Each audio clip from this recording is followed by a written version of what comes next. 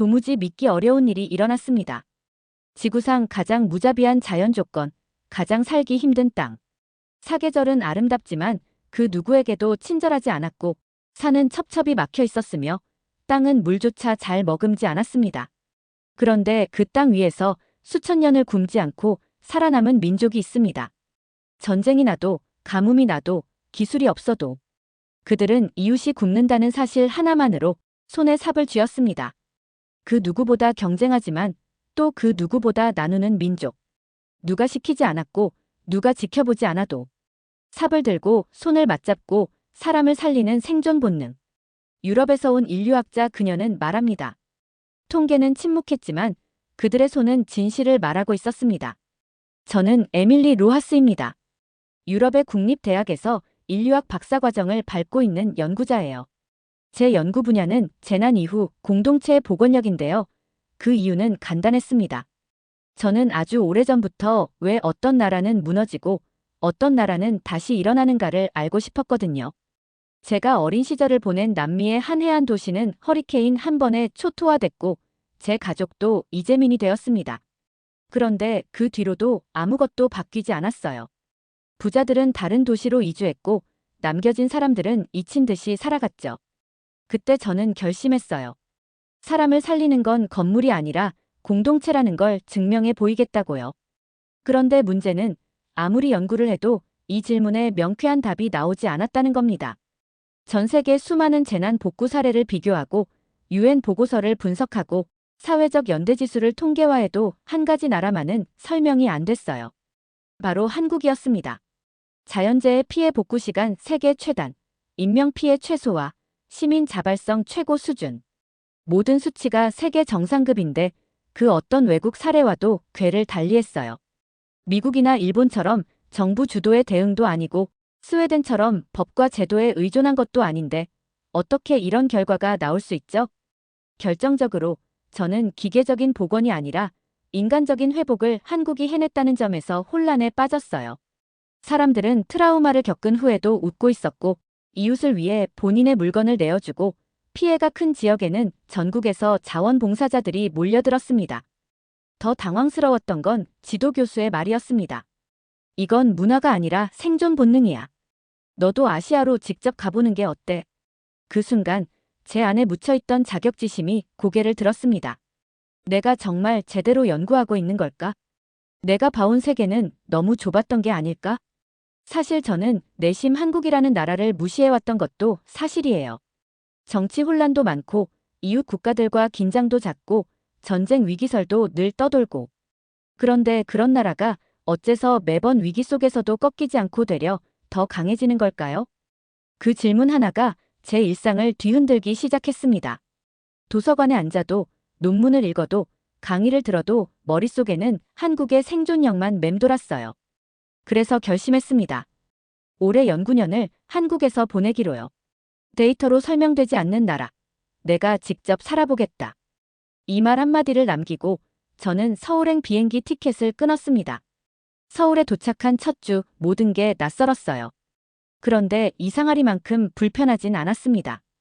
인천공항에서 지하철을 타고 공덕역에 도착했는데 환승 시스템이며 역 내부의 표지판, 안내방송까지 이질감이 거의 없었죠.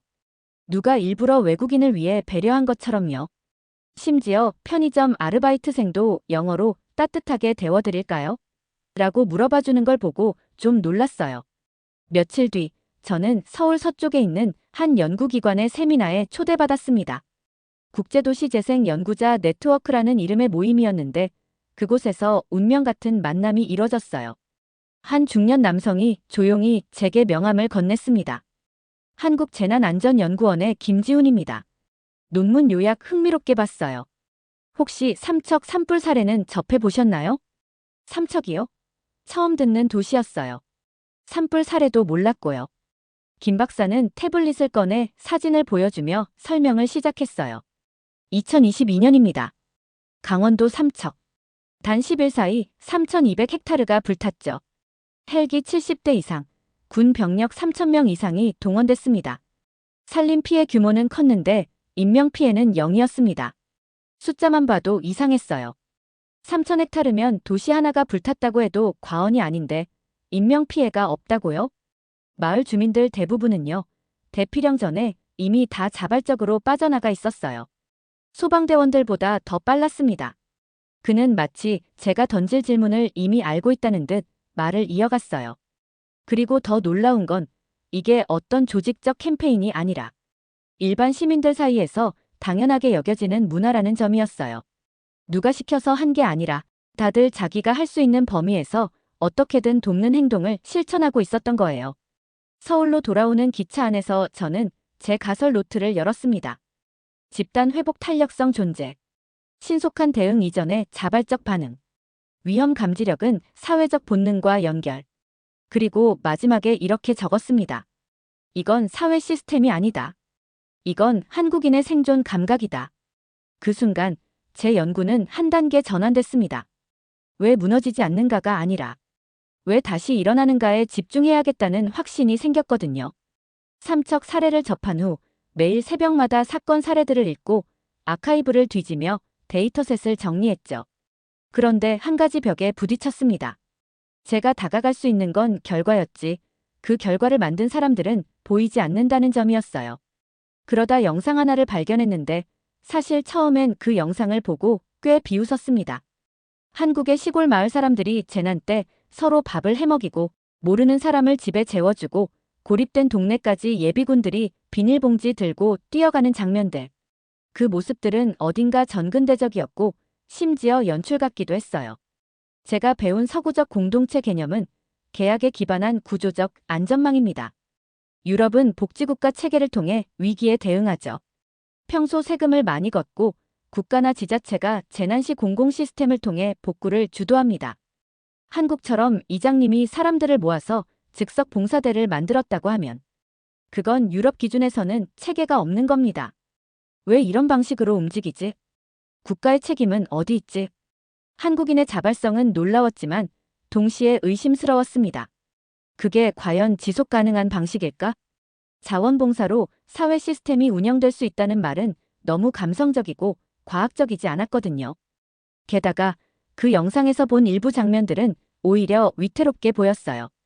갓길을 따라 호스 들고 불 끄러 달려가는 청년, 논두렁을 타고 마을 외곽 방화선을 그리는 중장비 기사. 손으로 산불 피우는 모래주머니 줄. 그건 생존이라기보다 투혼에 가까웠고 저는 그 단어가 싫었습니다. 왜냐면 투혼은 시스템이 무너졌을 때 개인이 고통을 떠안는 대가로 생기는 단어이니까요. 그래서 처음엔 공동체적 생존 본능이란 개념도 저에게는 신기루 같았어요. 위기의 순간에 잠깐 빛나지만 제도화되지 않으면 곧 사라지는 문화적 반응이라고 생각했습니다. 그날 밤 책상 앞에 앉아 자료를 하나하나 뜯어봤어요. 삼풍백화점부터 세월호, 강릉 산불, 이천 물류창고 화재, 울진 산불까지. 그냥 뉴스 소비자가 아니라 정말 전문가의 시선으로 뜯어본 거죠. 그리고 이상한 사실 하나에 도달했습니다. 한국은 늘 체계가 없는 것처럼 움직이는데 실제 피해 복구 속도는 기이할 정도로 빠릅니다. 울진 산불, 면적 기준 최악의 산불이었습니다. 2만 헥타르, 400채 이상의 가옥이 전소됐죠. 그런데 복구까지 3개월이 채 걸리지 않았습니다. 그 현장엔 늘 사람이 있었습니다.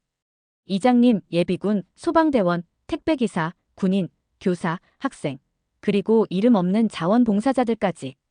이들은 마치 매뉴얼이라도 있는 듯 정해진 질서처럼 움직였죠. 그들은 누가 시키지도 않았는데 도시락을 만들고 이삿짐 트럭을 빌려 대피소를 옮기고 있었던 걸까요?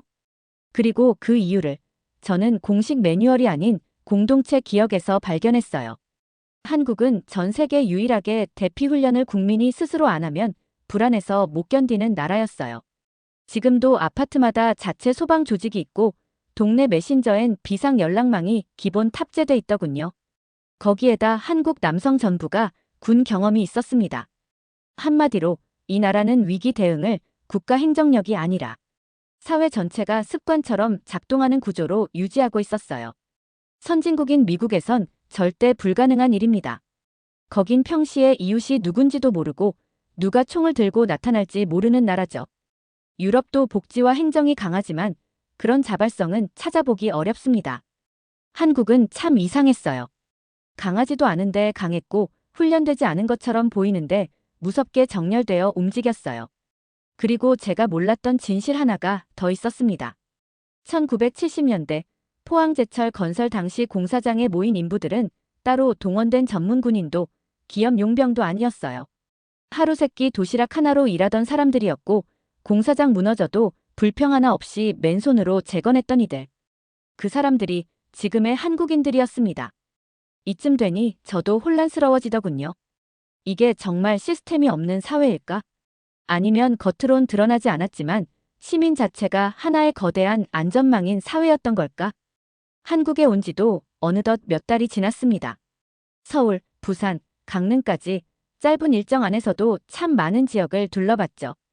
눈부신 도심과 첨단 기술, 효율적인 시스템들도 인상적이었지만 제게 정말 강한 인상을 남긴 건 그런 화려한 풍경이 아니었습니다.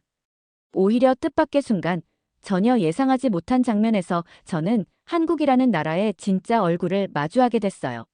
강남의 한 구청 인근 공공체육시설 앞 군복 차림의 남성 수십 명이 줄지어 대기하고 있더군요. 처음엔 무슨 행사인가 했는데 알고 보니 예비군 훈련 출발 전 집결지였습니다. 예비군이라는 단어는 외국인인 저에게 처음엔 낯설었어요. 전역한 군인이 다시 군복을 입고 훈련을 받는다는 개념 자체가 유럽에서는 흔치 않거든요. 하지만 이곳 한국에선 그것이 너무나 자연스러운 일처럼 보였습니다. 누구도 불평하지 않았고 오히려 일부는 자긍심에 찬 얼굴로 조용히 준비 중이었죠. 저는 그날 관계자의 허락을 받아 조용히 참관할 수 있었습니다. 참가자들의 연령대는 다양했어요. 20대 후반부터 40대까지 회사원처럼 보이는 이들도 있었고 어떤 분은 아이 등교시키고 바로 오셨다 하더군요. 훈련 중 일부는 재난 대비 행동이었고 어떤 시간은 사이버 공격 대응 절차 교육으로 이루어졌어요. 군대가 단순히 무기를 다루는 곳이 아니라 국가적 재난과 위기 시 국민을 지키는 시민방위 플랫폼이 되어가고 있다는 걸 실감했죠. 휴식 시간에 한 예비군과 잠시 대화를 나눴습니다. 그는 32세 회사원이었는데 이런 말을 했습니다. 처음엔 귀찮았죠. 하지만 점점 생각이 바뀌더라고요. 이게 우리가 할 수 있는 최소한의 책임이구나 싶었어요. 한국은 그렇게 예비군이라는 제도를 통해 사람을 다시 공동체의 일부로 연결하고 있었습니다. 유럽 대부분 국가에선 예비군 시스템이 해체됐습니다. 전쟁이 없다고 생각하기 때문이죠. 하지만 지금 우크라이나 전쟁과 같은 현실 속에서 한국의 준비는 군사가 아니라 국민 방어력 그 자체로 받아들여졌습니다. 돌아오는 길, 저는 한국 국방부 자료를 찾아봤어요. 연간 200만 명 이상이 예비군 훈련을 받는다고 하더군요. 세계 최다 수준이었습니다. 심지어 드론 대응, 사이버 테러, EMP 피해 복구 매뉴얼까지 포함된 첨단 예비군 훈련이 확대되고 있다는 사실도 확인했어요. 무기를 쥐지 않아도 훈련을 통해 나라의 경계가 국민 내부에 심어지고 있었던 겁니다. 대부분 국가에서는 전쟁이나 재난은 박물관에만 남겨두곤 하죠. 하지만 한국은 달랐습니다. 기억이 살아있었고 심지어 그것이 현실과 정책, 공동체의 행동 방식까지 연결되어 있었어요. 며칠 뒤 서울 서대문형무소 역사관을 찾았습니다. 일본 제국주의에 저항한 독립운동가들이 투옥됐던 장소였죠. 단순히 전시물을 둘러보는 것이 아니라 실제 고문실 복원, 수영자들의 증언 영상, 그리고 매년 열리는 추모 행사가 이어지더군요. 그날따라 학생 수십 명이 단체 관람을 하고 있었는데 가이드 선생님의 말이 인상 깊었습니다. 이곳은 단지 과거의 감옥이 아닙니다. 조국이 무엇인가를 묻는 교실입니다. 그 순간 알았습니다. 한국에서 안보는 무기나 군사 이전에 기업과 교육의 영역이기도 하다는 것을요. 전쟁이 끝나도 민간인 학살이 벌어진 마을이 사라지지 않고 민주화 시위의 총성이 있었던 거리에는 표지판이 세워져 있습니다. 심지어 지하철역 이름 하나에도 어떤 역사는 묻혀 있었어요.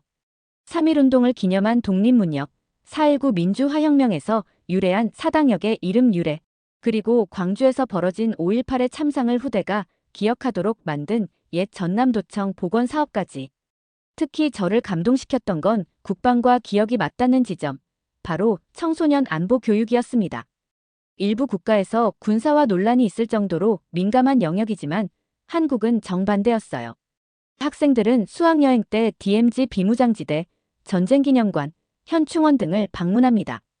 그곳에서 단순히 무기 구경을 하는 게 아니라 전쟁의 피해자들, 조국을 지킨 이름 없는 병사들의 삶, 그리고 통일을 향한 꿈을 함께 배우고 있었죠. 더 나아가 최근에는 사이버 안보 교육도 강화되고 있습니다. 청소년 대상 해킹 방지 캠프, 디지털 안보 퀴즈 대회, AI 기반 재난 대응 시뮬레이션 체험까지. 이런 접근은 유럽에서도 보기 힘든 전체 국민을 안보의 일원으로 키우는 전략처럼 느껴졌습니다. 한국은 언제 어디서든 국가의 위기를 단 한 사람의 기억 속에서도 찾아낼 수 있는 나라예요. 이런 감각은 자연재해에도 이어지더군요. 한반도는 지진대가 아님에도 불구하고 전국 지자체마다 재난 대응 훈련이 정기적으로 시행되고 있었습니다. 심지어 어린이집부터 시니어 센터까지 전 연령 맞춤형 대피 교육이 의무화되어 있었어요. 모두가 기억하고 모두가 준비하는 사회. 이것이 한국이 가진 진짜 무기 아닐까요? 사실 한국의 지도를 처음 본 사람이라면 대부분 이렇게 말하죠. 북한이 저렇게 가깝다고. 수도 서울에서 비무장지대까지 고작 50km.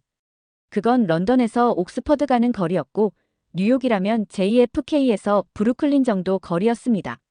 그런데 놀랍게도 이 민감한 국경지대에서 두려움보다도 평온이 먼저 느껴졌습니다.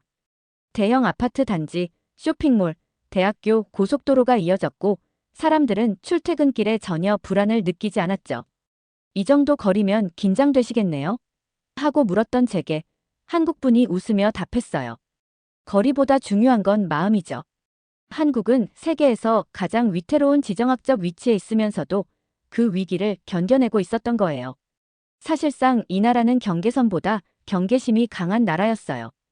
북한과의 공식적 휴전선은 248km이지만 제가 보기엔 전국 어디서든 경계가 작동하고 있었습니다. 전주에서 만난 시민자원봉사자는 우리 지역도 전시의 후방이 아니에요. 라고 하셨습니다. 그 말처럼 평시엔 평범한 회사원과 자영업자인 분들이 재난구조훈련, 민방위 참여, 예비군 사격 교육에 자연스럽게 참여하고 있었죠. 그리고 그 감각은 공공시스템 전반으로 퍼져 있었습니다. 우체국, 도서관, 지하철, 학교, 심지어 기업 사무실에서도 화생방 대피 매뉴얼, 비상물자 배치, 대피방송 시스템이 일상화되어 있었습니다. 외국인의 눈엔 이게 너무 군사적으로 느껴질 수도 있어요. 하지만 한국 사람들은 그걸 거창한 안보의식이 아니라 생활의 일부로 여긴다는 점이 가장 놀라웠습니다. 그리고 이건 극단적 사건에만 국한되지 않습니다. 코로나19 대유행 초기에도 한국은 국경 봉쇄보다 국민의 행동 통제와 협력으로 대응했죠. 스마트폰 기반 자가격리 시스템, 공적 마스크 구매 앱, 그리고 무엇보다도 지켜야 할 걸 지킨다는 국민의식이 있었기에 가능했던 일입니다. 2023년 8월, 저는 서울 남부에 있는 한 공공연구기관을 방문 중이었습니다. 그날 아침, 서울 동남권 일대에 기록적인 집중호우가 쏟아졌죠. 1시간 강우량 110mm. 서울 강남역 일대가 순식간에 물에 잠겼고 도로는 마치 강처럼 바뀌었습니다. 이 정도면 도시 전체가 마비되겠구나라는 생각이 들었어요.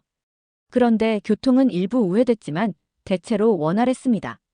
심지어 뉴스 속보 앱으로 미리 우회 도로를 안내받고 도로에선 자율배차된 시내버스가 시민들을 대피시켰어요. 가장 놀라운 건 그렇게 극한 상황인데도 시민들이 흥분하거나 서로 소리치는 장면이 전혀 없었다는 것입니다. 오히려 차량이 멈춘 지하차도 입구 앞에선 누군가 자발적으로 뒤로 돌아가세요 외치며 차량을 돌리고 있었죠. 알고 보니 시민이었어요. 하지만 현장에선 경찰이나 공무원 못지않게 질서를 만들고 있었습니다. 사실 한국은 거의 매해 국가적 위기를 겪습니다. 태풍, 폭우, 산불, 전염병, 사이버 공격, 북한 도발까지. 그럼에도 매번 통제력을 잃지 않고 놀라운 회복력을 보여줬습니다. 게다가 한국의 위기 대응 시스템은 정부 주도와 시민 참여가 결합된 하이브리드 모델입니다.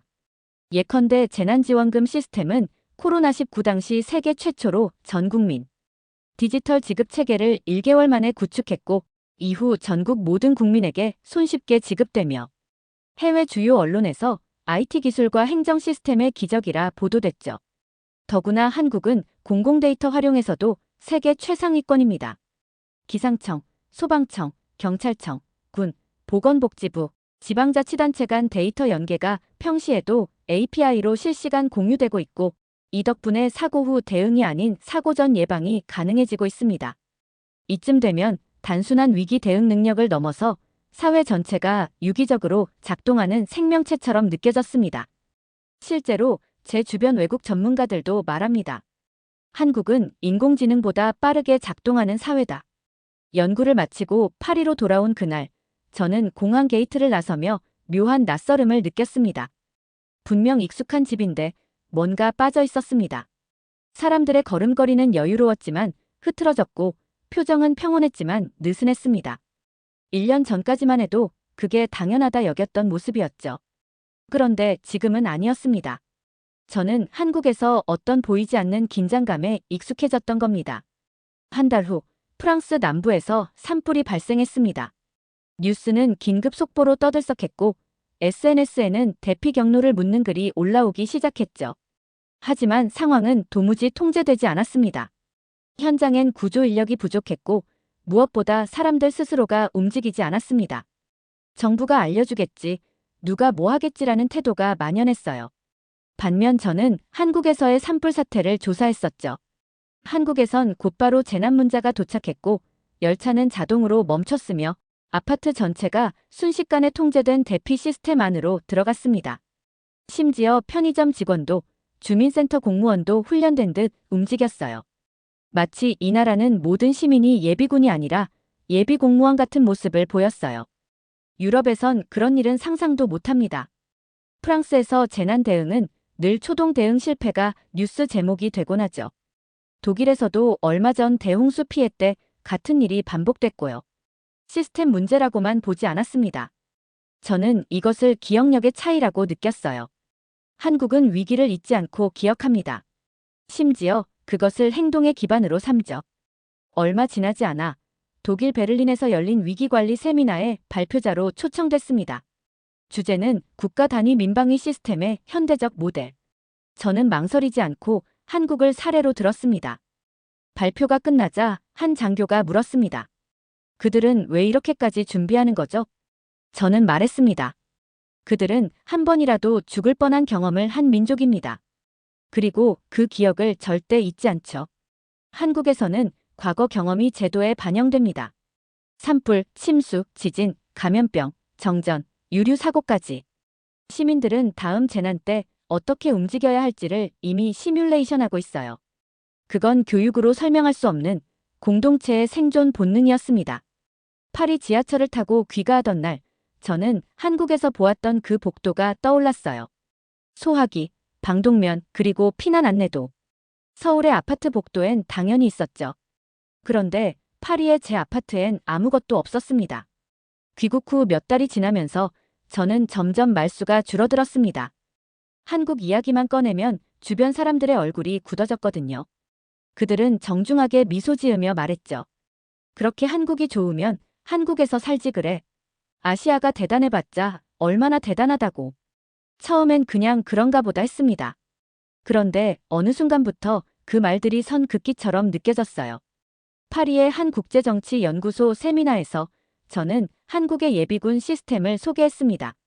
전 인구의 절반 가까이가 일정 수준의 군사적 대응 능력을 유지하는 나라는 거의 없습니다. 게다가 그들은 국가 시스템 없이도 일정 기간 버틸 준비가 되어 있죠.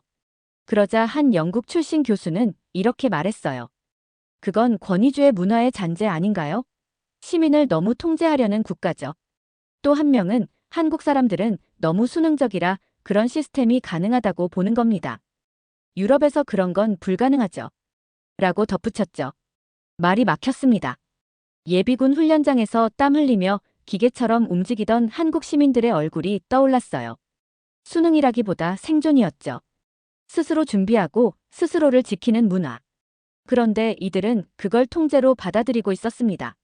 사석에서는 더 노골적이었어요. 너 요즘 한국에 너무 빠진 것 같아. 그 나라는 좀 기술력은 좋은데 너무 경직됐지 않아? 재난 대응은 좋을지 몰라도 인간다운 여유는 없는 나라 아냐?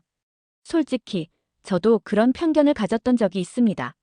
한국을 처음 방문했을 때 거리마다 빽빽하게 붙은 CCTV, QR코드 인증, 끊임없이 울리는 알림 문자 피곤하다고 생각했었죠. 하지만 시간이 지나면서 그 모든 것들이 불안의 제도화가 아니라 안전을 위한 약속이라는 걸 이해하게 됐습니다. 그리고 그 약속이야말로 유럽이 지금 잃어버린 것이라 느꼈습니다. 주변 지식인들은 한국의 시민적 긴장감을 이해하지 못합니다. 그들은 우린 자유를 택할래라고 말하지만 저는 되묻고 싶었어요. 정말 이대로 안전할 수 있냐고요. 돌이켜보면 저에게 한국은 단지 관찰 대상이 아니었습니다. 처음에는 연구자였습니다. 이질적인 문화를 분석하고 해석하는 입장이었죠. 하지만 지금은 저 자신이 질문의 일부가 되어버린 느낌입니다. 왜 그들은 그렇게 행동했을까? 그 답을 찾기 위해 따라간 걸음이 어느새 제 안의 기준을 송두리째 바꿔버린 겁니다. 한국을 떠나 유럽으로 돌아온 후 저는 몇 번의 인터뷰 요청을 받았습니다. 연구자이자 관찰자로서 한국의 위기 대응 체계를 분석해달라는 것이었죠. 프랑스 국립인류학회 세미나, 런던 정경대의 위기관리 포럼, UN 시민안전국 워크숍까지. 그런데 놀라운 건 제가 준비한 자료보다 현장에서 쏟아지는 질문들이 훨씬 날카로웠다는 겁니다. 당신이 본 한국인의 위기 대응 핵심은 뭔가요? 질문은 단순했지만 답은 복잡했어요. 저는 정제된 보고서 대신 울진 산불 현장에서 맨손으로 불씨를 끄던 노인의 이야기, 세월호 사고 당시 자발적으로 나섰던 민간 잠수부들의 행동, 코로나 시기 아파트 단톡방에서 마스크를 돌리던 이웃들의 사례를 꺼내들었습니다. 그러자 그 자리에 있던 영국과 독일의 학자들은 조용히 고개를 끄덕였죠. 한국인의 생존 방식은 기술이 아니라 기억에 기반합니다. 그들은 재난은 다시 온다는 전제를 공유하고 있었습니다. 그리고 중요한 건 그 기억이 정부가 아닌 국민들 내부에 저장되어 있다는 사실입니다. 프랑스에서는 위기 때 정부 브리핑을 기다립니다. 독일은 프로토콜을 신봉하죠. 하지만 한국은 다릅니다. 누가 알려주지 않아도 먼저 행동하는 시민들이 시스템보다 빨리 움직입니다.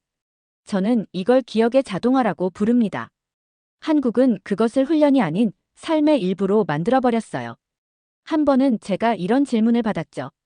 당신은 왜 그렇게 한국에 감탄하죠?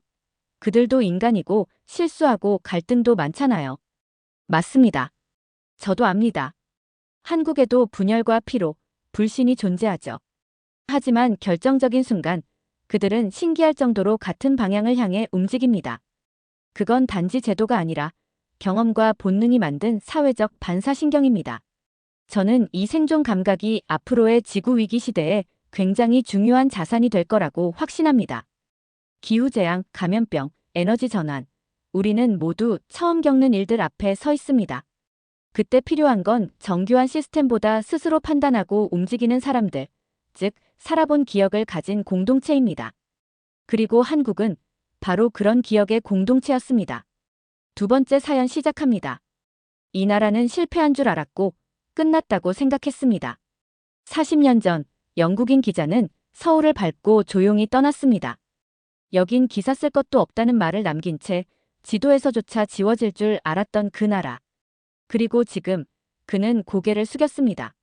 기술도 군사도 문화도 공동체도 모든 게 서구의 기준을 뛰어넘었고 그 어떤 해석도 예측도 따라가지 못한 변화가 눈앞에 도착해 있었습니다. 그는 말합니다. 우리는 그들을 비웃었는데 지금은 배우고 있다. 대체 무슨 사연인지 오늘 사연 바로 시작하겠습니다. 저는 토마스 리즈라고 합니다. 올해 68, 이제는 펜 대신 안경을 자주 닫게 되는 은퇴한 기자입니다. 가디언지에서 오랜 시간 국제부 소속으로 일했고 정치와 전쟁, 경제와 재난을 따라다니며 수백 개의 기사를 써왔어요.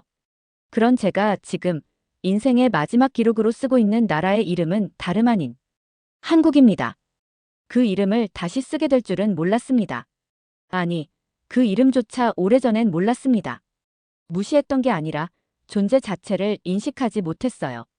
그게 더 큰 무시였다는 걸 지금은 알겠습니다. 1970년대 초반 학교에서 세계 지리를 배웠습니다. 한국에 대해 배운 건 단 세 문장이었습니다. 북한과 분단된 나라, 전쟁 피해로 미국의 원조를 받는 중, 그리고 가난한 농업국. 지도를 펴도 쉽게 눈에 띄지 않았고 그 옆에 더 크게 적힌 일본과 중국이라는 글자에 묻혀 늘 그 나라를 그냥 스쳐 넘겼습니다. 기자가 되어선 더 그랬습니다. 아시아 취재라면 당연히 일본이었고 긴급 사건은 대만이나 홍콩, 북한 핵 문제 정도나 언급되면 그 옆에 한국이라는 단어가 덤처럼 따라왔죠. 한국은 단독 기사가 아닌 배경 설명 정도의 존재였습니다. 그래서 제 노트에는 수년간 한국에 대한 메모가 단 한 줄도 남아있지 않습니다. 당시 저는 한국이라는 단어를 들으면 싸구려부터 떠올렸습니다. 메이드 인 코리아라 적힌 가방, 장난감, 조잡한 라디오. 언제 고장 날지 모르고 디자인은 어설프고 설명서는 해석 불가능했어요. 우리는 그 나라의 기술을 비웃었고 그들의 문화를 조롱했고 그들의 목소리를 들으려 하지 않았습니다. 그게 기자의 판단이라 믿었습니다. 사실과 예측, 통계와 전략. 그런 것들에 묶여있는 게 지성인의 합리성이라 배웠고 그 모든 도식에서 한국은 아무 의미 없는 나라였어요. 쟤네는 선진국이 될 수 없어. 일본 따라가려다 사라질 나라야. 북한 때문에 늘 불안한 곳이지. 그런 말들을 수없이 들었고 심지어 직접 쓰기도 했습니다. 그 나라가 세계를 이끄는 이름이 되어 있다는 사실을 마주했을 때 비로소 깨달았습니다. 문제는 그들이 아니라 저였습니다. 저는 너무 오래 선진국만을 쳐다봤고 너무 쉽게 이 나라가 어디까지 갈 수 있을지를 정해버렸던 사람이었습니다. 누구보다 냉정하고 숫자에 밝고 분석에 강하다는 기자였지만 인간의 가능성만큼은 믿지 못한 사람. 그 이름을 다시 쓰고 있습니다. 한국. 지금은 아침마다 뉴스로, 책으로, 영상으로 그 나라를 따라가고 있어요. 그리고 이제 그들의 과거를 거슬러 올라가며 제가 놓쳤던 진실을 하나하나 되짚고 있습니다. 그 시작은 아예 기억조차 나지 않던 이름을 다시 떠올리는 것에서부터였어요. 1978년 가을, 서울에 도착했습니다. 가디언지 아시아 특집 기획의 일환으로 일본 도쿄를 중심 취재하던 중 경유지처럼 끼워 넣은 2박 3일 일정이었죠. 정확히 말하면 혹시라도 쓸만한 게 있으면이라는 명분이었지만 솔직히 말씀드리자면 아무런 기대도 하지 않았습니다. 김포공항 주변은 무척 낡아 있었습니다. 창문 틈새로 매캐한 냄새가 들어왔고 입국 심사대 앞은 불필요할 정도로 경직된 군인들로 가득했어요. 눈빛이 무척 날카로웠고 외국인이 드물었던 건지 위아래로 살피는 시선이 어딘가 불편했습니다. 통역을 맡은 한국인 직원은 정중했지만 어딘가 위축되어 있었고 그들의 영어 억양마저 기사거리로 비웃고 싶을 만큼 무례했습니다. 미안한 일이지만 그게 당시의 제 모습이었어요. 공항에서 도심으로 들어가는 길. 창밖으로 보이는 풍경은 제가 그동안 돌아봤던 다른 동아시아 도시들과는 전혀 달랐습니다. 도쿄처럼 정리되지 않았고 홍콩처럼 활기도 없었어요. 불빛은 희미했고 간판은 삐뚤게 걸려 있었고 사람들은 조용히 빠르게 움직였죠. 마치 누구에게 쫓기는 사람들처럼요. 호텔에 짐을 풀고 거리로 나섰습니다. 종로 근처 골목을 따라 걷는데 도로는 군데군데 갈라져 있었고 전봇대엔 전단지가 너덧 겹으로 덕지덕지 붙어 있었습니다. 길가엔 뻥튀기 장수와 과일 노점상이 있었고 아이들이 맨발로 뛰어다녔어요. 어디선가 음악이 흘러나오고 있었는데 그게 마치 전쟁이 끝난 도시에서 흘러나오는 무명가요처럼 들렸습니다. 서울은 제게 무너진 가능성처럼 보였어요. 전쟁을 겪은 도시는 모두 그 흔적을 갖고 있지만 이곳은 재건보다 체념이 더 깊게 깔려 있다고 느껴졌습니다. 당시 기사 초안의 제목은 지금도 기억납니다. 아시아의 뒷골목, 그 안에서 길을 잃은 도시. 그날 저녁, 현지 통역을 맡은 청년과 저녁을 먹었습니다. 허름한 식당에 들어서자 주인이 눈을 동그랗게 떴습니다. 외국인이 드물었던 탓이겠죠. 자리에 앉으니 메뉴판도 없이 음식이 나왔고 젓가락질이 익숙지 않던 저는 한참을 헤맸습니다. 불편하시죠?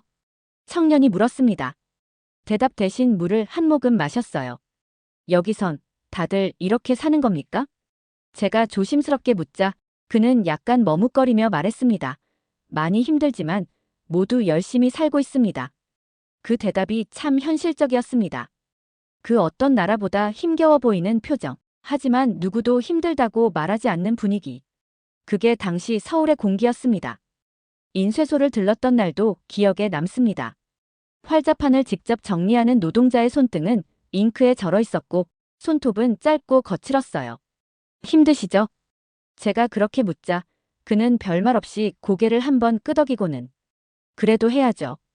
이렇게 말했습니다. 사실 그 답변이 예상 외였습니다. 우리는 언젠가 잘 될 거예요. 같은 낙관도 정부가 문제죠. 같은 불평도 없었으니까요.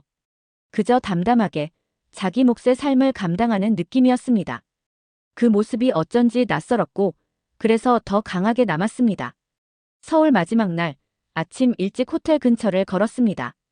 길가엔 교복 입은 남학생들이 우르르 뛰어다녔고 신문을 파는 노인, 버스에서 뛰어내리는 사람들, 호떡을 파는 아주머니의 손동작까지. 도시는 고요하게 그러나 쉼없이 움직이고 있었어요. 그리고 비행기를 타기 직전 호텔 카운터에 앉아있던 중년 남성이 영어로 말을 걸었습니다. 외국에서 오셨어요? 네. 한국은 어떠셨습니까? 대답을 망설였어요.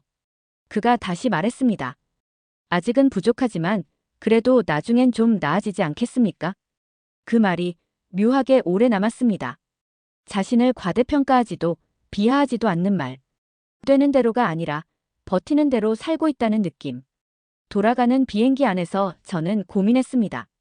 이걸 기사로 쓸 것인가? 하지만 결국 한국은 기사화하지 않았습니다. 뉴스가 될 만큼 강하지도 않고 독자들이 궁금해할 만큼 특별하지도 않다고 생각했어요. 서울 출장 이후 다시는 한국을 생각하지 않았습니다. 기억에 남는 것도 별로 없었고 기사로 쓸 만한 가치는 더더욱 느끼지 못했어요. 그냥 그런 나라였다. 그렇게 정리했고 편집부에서도 별다른 반응 없이 넘어갔습니다. 그 후로도 한참 동안 한국은 제 업무에서 사라진 단어였습니다. 그러다 몇 년 후 어느 날 집 근처 백화점에서 한국제 텔레비전을 봤습니다. 삼성? 처음 듣는 브랜드였습니다. 판매원은 요즘 한국 제품이 싸고 괜찮다고 했지만 속으로 싸니까 괜찮겠지라며 비웃었어요. 디자인은 어설펐고 리모컨은 무겁기만 했고 한철 쓰다 버리는 수준이겠지 싶었습니다. 그때만 해도 저를 포함한 대부분의 유럽인들은 한국산은 일본산의 저렴한 모조품이라는 인식을 갖고 있었어요. 신문에 실린 한국 관련 뉴스도 대부분 부정적이었습니다. 학생 시위, 정권 탄압, 노동자 분신, 가난하고 위험한 나라, 정치적 불안정, 이 세 단어가 늘 기사 제목에 붙었습니다. 저는 그런 기사를 읽으며 스스로에게 되뇌었습니다. 저 나라는 결국 안 돼. 하지만 그 믿음은 서서히 흔들리기 시작했습니다. 1990년대 들어 삼성, LG, 현대라는 이름이 전시회와 국제시장에 본격적으로 등장하기 시작했어요. 그저 값싼 제품이던 게 점점 기능 좋은 제품으로 바뀌더군요. 사람들은 처음엔 싸니까 샀고 나중엔 성능이 좋으니까 샀습니다. 그리고 언젠가부터는 왜 이 정도 가격에 이런 품질이 가능한 거지? 라는 반응이 나왔죠. 저도 어느 순간부터 집에 놓인 전자제품에 메이드 인 코리아가 붙어 있는 걸 당연하게 받아들이게 됐습니다. 더 이상 가난한 나라라 부를 수 없게 된 건 수출 통계 때문이 아니었습니다. 유럽이 만들지 못한 걸 한국이 만들고 있었기 때문이었습니다. 1998년 유럽의 전자신문에 실린 기사를 하나 기억합니다. 한국이 세계 반도체 시장에서 일본을 제쳤다. 그날 순간적으로 멍해졌어요. 반도체라면 일본과 미국의 전유물이라 여겼고 그걸 한국이 앞질렀다는 사실은 믿기지 않았습니다. 하지만 데이터는 거짓말을 하지 않았죠. 그리고 처음으로 내가 틀렸을 수도 있다는 두려움을 느꼈습니다. 그 이후 한국은 조선, 자동차, 통신, 게임, 인터넷 등 제가 상상조차 하지 못했던 분야에서 계속해서 순위를 뒤집고 있었습니다. 그게 불과 20년 사이에 벌어진 일이었어요. 한 세대가 바뀌기도 전에 그들은 스스로의 손으로 세계 시장의 문을 두드린 겁니다. 어떻게? 도대체 무엇이 이 나라를 여기까지 끌고 왔는가? 그러다 우연히 2000년대 초 한 다큐멘터리에서 한국인의 인터뷰를 보게 됐습니다. 기회요? 그런 거 없었습니다. 우린 그냥 실패하면 죽는 줄 알고 계속했습니다. 그제야 알았습니다. 그 나라의 성장엔 전략이 아니라 절박이 있었다는 것을. 그들의 성공은 기적이 아니었습니다. 절망이 밀어낸 결과였고 그 절망을 끝까지 안고 달린 사람들이 만든 계산된 반전이었습니다. 내가 외면했던 그 삼류라는 단어 속에 어쩌면 가장 위험한 가능성이 들어있었던 건 아닐까 생각하게 됐습니다. 하지만 딱 그뿐이었지 한국에 대해 더 깊게 알아보려고 하지는 않았습니다. 그러다 몇 년 전 K푸드, K뷰티, K팝, K드라마, K웹툰, K가 붙은 말들이 인터넷에 넘쳐나기 시작하던 무렵 영국에서도 유행이 되기 시작했고 처음엔 한국이 만든 일종의 마케팅 용어 정도로 여겼어요. 의미도 모르고 붙이는 접두어, 일시적인 유행쯤으로 생각했던 겁니다. 하지만 그 판단도 처참하게 틀렸습니다. 2019년 손녀가 생일 선물로 BTS 앨범을 원한다고 했을 때 그게 뭔데? 라고 물었습니다. 손녀는 스마트폰을 켜더니 유튜브 영상을 보여줬습니다. 수백만 명의 관중, 떼창, 웸블리 스타디움. 영상 속의 젊은 남성들은 유창한 영어와 한국어를 오가며 공연을 이끌고 있었고 관중들은 눈물을 흘리고 있었습니다. 충격이었어요. 그날 저녁 딸이 말했습니다. 요즘엔 한국 문화가 대세예요. 음악뿐 아니라 드라마나 웹툰, 화장품까지. 그쪽은 이미 하나의 세계예요. 그 말을 이해하지 못했습니다. 한국 문화가 세계라니. 그 나라가 기술, 무기, 제조업으로 성공했다는 건 이해할 수 있었습니다. 하지만 문화란 결국 느낌과 정체성의 집합체 아닌가요? 언어도 낯설고 역사도 모르는 나라의 콘텐츠가 어떻게 이렇게 사람들 마음을 사로잡을 수 있단 말입니까? 그날 밤 넷플릭스에서 기생충을 검색했습니다. 그리고 영화를 끝까지 보고 한동안 멍하니 앉아 있었습니다. 계층, 가족, 위선, 불평등, 그리고 절박함. 이야기의 구조와 연출, 리듬, 상징, 어딘가 낯설고도 강렬했습니다. 무엇보다 이 이야기는 누구도 아닌 한국인만이 만들 수 있다는 느낌이 들었습니다. 그때부터 K라는 접두사의 본질을 다시 보게 됐습니다. 그건 유행이나 포장이 아니었어요. 그들만의 방식으로 세계를 해석하는 눈이자 메시지였습니다. 딸의 서재에는 한국 소설이 꽂혀 있고 손녀는 한국어 학원에 다니고 있었습니다. 영국 대학교에는 한국어 수업이 정식 커리큘럼으로 개설돼 있고 런던 시내 대형 서점에는 K컬처 전용 코너가 생겨났습니다. 그 코너 앞에서 한참을 서 있었습니다. 책 표지에 적힌 한글, 알아볼 수 없는 문자를 읽기 위해 영어 해설을 찾아보는 영국인들. 예전엔 상상도 못했던 장면이었죠. 그제야 깨달았습니다. 이건 단순한 콘텐츠의 성공이 아니구나. 한 나라가 전 세계의 감정 코드를 선도하고 있다는 의미였어요. 생산력으로 세계를 감탄시킨 나라가 이젠 감성까지 세계를 주도하고 있는 겁니다. 음식에서 음악까지, 미용에서 철학까지 그들의 모든 문화는 이제 누구도 무시할 수 없는 힘이 되어 있었습니다. 한 프랑스 평론가가 이렇게 말했습니다. 한국 콘텐츠는 전통을 현대어로 번역하는 데 능하다. 그러나 더 놀라운 건 그 메시지가 정확히 지금 우리에게 필요한 것이라는 점이다. 그 말에 고개를 끄덕였습니다. K가 붙는 순간 그것은 수출품이 아니라 그들의 정체성이 압축된 메신저가 된다는 걸 이해하게 됐어요. 이제는 손녀가 저보다 먼저 뉴스를 봅니다. 할아버지, 이번에 또 한국 드라마가 상 받았대요. 과거, 제가 아직 갈 길 먼 나라라고 썼던 그곳이 지금은 감성의 중심, 문화의 심장부가 되어 있었습니다. K-팝과 영화, 드라마로 충격을 받은 건 분명했지만 그래도 저는 속으로 이런 생각을 하고 있었습니다. 문화야 유행이니 그렇다 쳐도 제도와 시스템은 결국 서구가 기준이지. 그게 제 마지막 자존심이었는지도 모릅니다.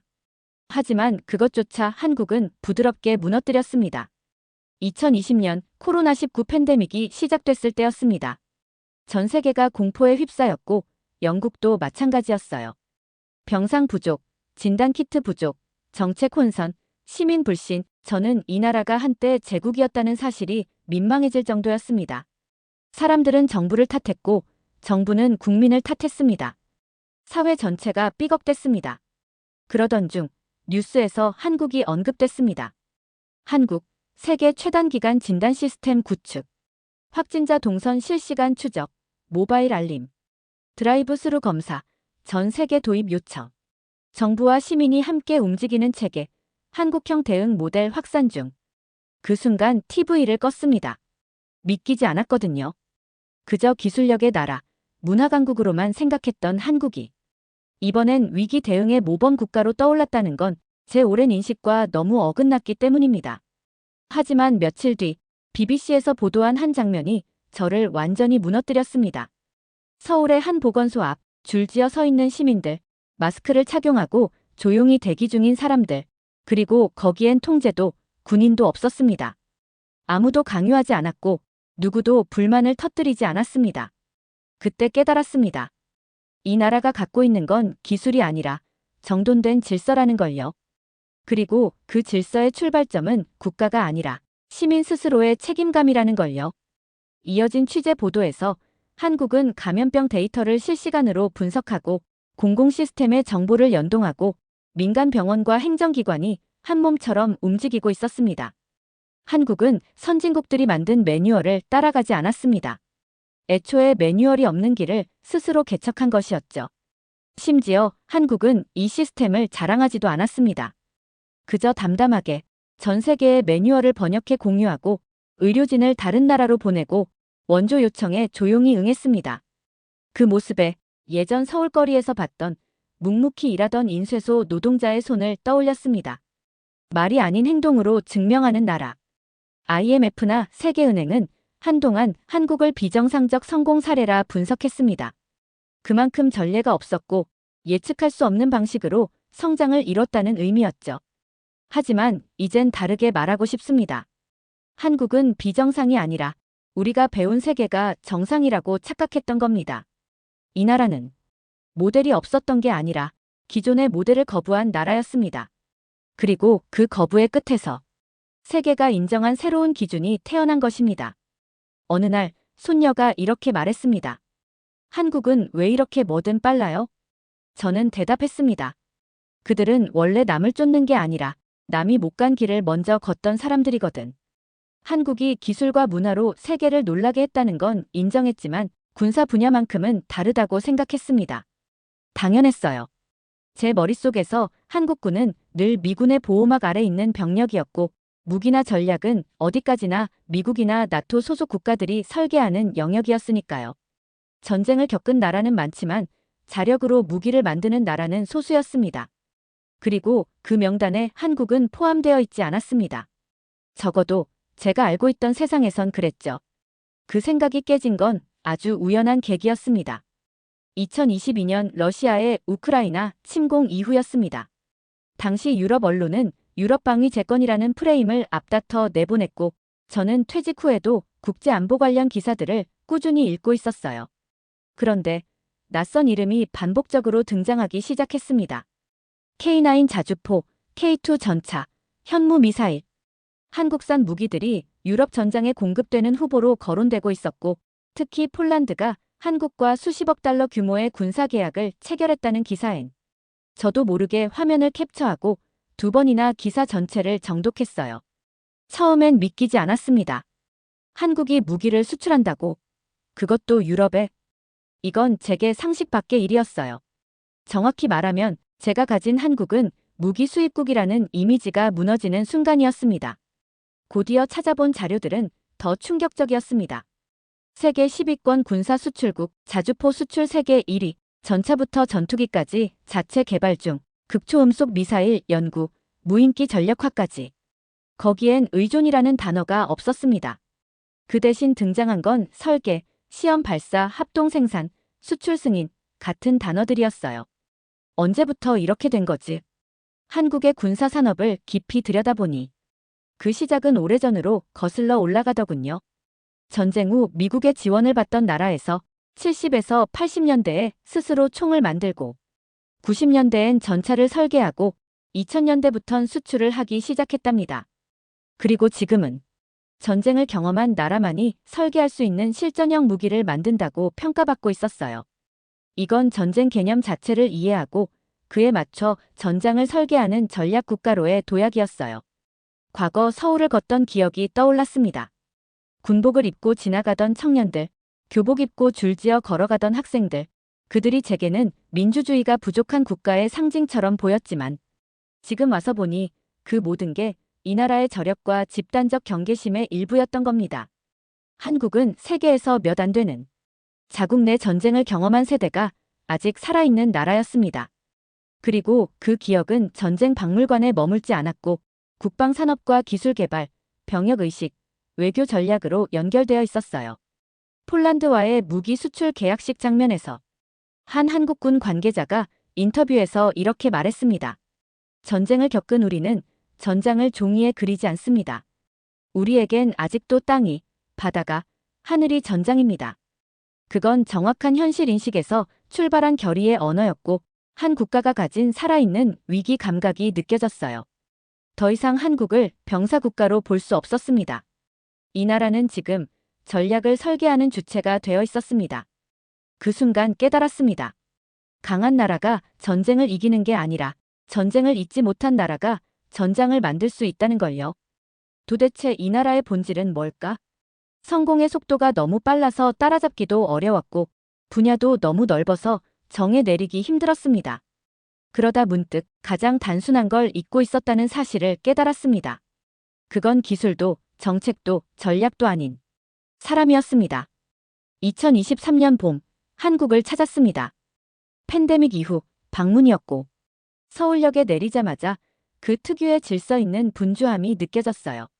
에스컬레이터 줄 횡단보도 앞 멈춰 선 행인들, 그리고 누구 하나 소란스럽지 않은 공기.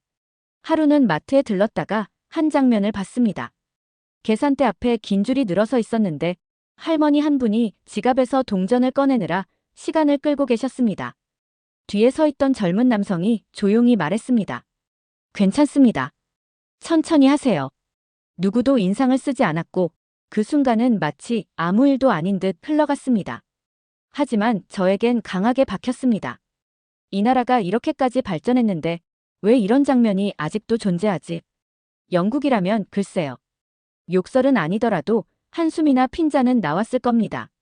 물론 개인차가 있겠지만 한국에선 그 작은 배려가 아주 일상처럼 녹아 있었습니다.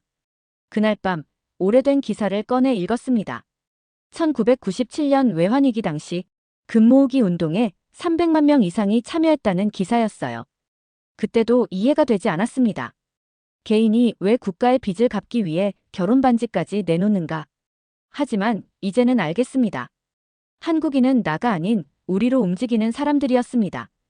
그들은 공동체라는 말을 말로 하기 전에 이미 삶으로 그것을 실천하고 있었습니다. 팬데믹 동안 정부의 지시가 떨어지기도 전에 자가격리를 자청하고 아파트 단지에서 길거리에서 마스크를 나눠주며 이웃이니까요라고 말하던 사람들. 그 모든 것이 이 나라가 지켜온 아주 오래된 질서였던 겁니다. 생각해보면 서구가 잃어버린 가장 본질적인 가치가 바로 그것이었습니다. 권리와 자유는 발전했지만 책임과 연대는 점점 사라져갔습니다. 개인의 성취는 높아졌지만 그로 인해 공동체는 허물어졌죠. 반면 한국은 그 고통스러운 산업화와 민주화 과정을 지나면서도 서로를 버리지 않는 법을 잊지 않았습니다. 한 교수가 말하더군요. 한국의 진짜 강점은 위기 때 드러납니다. 그때 이 나라는 함께 살아야 한다는 집단 본능이 발동하거든요. 그 말을 서울의 거리, 식당, 지하철, 마트, 편의점, 작은 공원에서 수없이 확인했습니다. 그리고 마침내 인정하게 됐습니다. 이 나라가 강한 이유는 기술이 뛰어나서도 문화가 화려해서도 아니었습니다. 그들은 우리가 잃어버린 것을 지켜냈기 때문이었습니다. 그리고 그 사실은 전쟁, 가난, 분단, 외면 속에서도 스스로의 기준을 끝까지 고집한 민족만이 가질 수 있는 아주 깊고도 단단한 뿌리라는 걸요. 한국을 떠나기 전 다시 서울을 걸었습니다. 이곳을 마지막으로 떠난 건 1978년이었습니다. 그때와 지금 서울은 완전히 다른 도시였습니다. 40여 년이 넘게 지난 이 도시에는 끊임없이 변화하는 속도와 함께 이전의 모습은 잔해처럼 남아있었죠. 그저 그 많은 변화 속에서 이제는 내가 얼마나 틀렸었는지를 되새기며 걸었습니다. 한참을 걷다 보니 우연히 서울역 근처의 작은 카페에 들어가게 됐습니다. 사람들은 여전히 바쁘게 움직였고 커피 한 잔을 들고 한자리에서 조용히 책을 읽는 모습이 마치 상전의 아이템을 가진 사람들처럼 여유로워 보였습니다. 가끔은 멍하니 보기도 했지만 한편으로는 그들만의 차분한 시간 속에 녹아드는 듯한 기분이 들었어요. 제가 비웃었던 1978년의 서울은 사실 당시 누군가의 꿈과 희망이었고 지금 그 꿈은 전 세계가 주목하는 현실로 변해 있었습니다. 한국의 모든 발전은 길고 지루한 시간의 산물이었습니다. 그 시간 속에서 한국인들은 언제나 포기하지 않기라는 태도를 핵심 가치로 삼고 기술을 만들고 시스템을 만들고 문화까지 만들어왔던 거죠. 이제는 그들이 주도하는 K브랜드, K모델이 전 세계를 휩쓸고 있는 시대입니다. 한 컵의 커피를 마시며 그동안 한국에 대한 잘못된 시각을 곱씹어봤습니다. 이게 그 사람들이랑 같은 나라일까? 그간 저는 한국을 이해하려 하지 않았습니다. 무시했던 것이 아니라 전혀 보려 하지 않았던 것이죠. 그런데 지금 이곳 서울에서 그들은 더 이상 작은 나라로 보이지 않았습니다. 그들은 미래를 만들고 있는 나라로 보였습니다. 한때 그들을 삼류국이라고 깔봤던 사람으로서 이제는 그들이 어떻게 인류로 변신할 수 있었는지 알아야 했습니다. 그들이 가던 길을 따라가며 그들의 구체적인 비법을 알고 싶었습니다. 유럽에서 여러 번 이야기를 나눈 정치학자가 이런 말을 했습니다. 한국의 경제적, 군사적, 문화적 성장엔 하나의 비밀이 있습니다. 그건 절박함입니다. 이 나라는 결코 하나의 모델만 따라간 적이 없어요. 그들은 늘 다른 길을 만들어냈습니다. 다른 누구도 가보지 않은 길을. 그 말은 제 가슴에 깊이 새겨졌습니다. 그들이 겪은 수많은 상처와 패배가 지금의 성공을 만들어냈다는 사실을 이제야 알게 된 것입니다. 1978년 서울을 떠나며 내렸던 결론은 잘못된 것이었어요. 한국은 불가능한 나라가 아니라 불가능을 가능으로 바꿔버린 나라였다는 것을 이제야 제대로 이해하게 되었습니다. 한국 관련 기사를 쓸 때 항상 끝을 이렇게 마무리했습니다. 이 나라의 미래는 여전히 불확실하다. 그러나 지금 저는 다른 말을 해야 합니다. 한국의 미래는 이미 결정되었다. 그것은 이제 우리 모두가 배워야 할 길이다. 한국은 기술이 뛰어난 나라가 아니었습니다. 그들은 미래를 창조하는 정신이 살아있는 나라였던 것입니다. 그리고 그 정신은 지금도 여전히 그들의 가슴 속에서 불타고 있습니다. 우리는 그들을 비웃었고 지금은 배우고 있다. 이 이야기는 이처럼 한 나라의 변화와 그 안에서 얻은 깨달음의 기록이자 다시 말해 저의 무지에 대한 자백이었습니다. 하지만 이 기록을 남긴 이유는 그들의 길을 배우고 싶은 마음에서부터 시작됐기 때문입니다.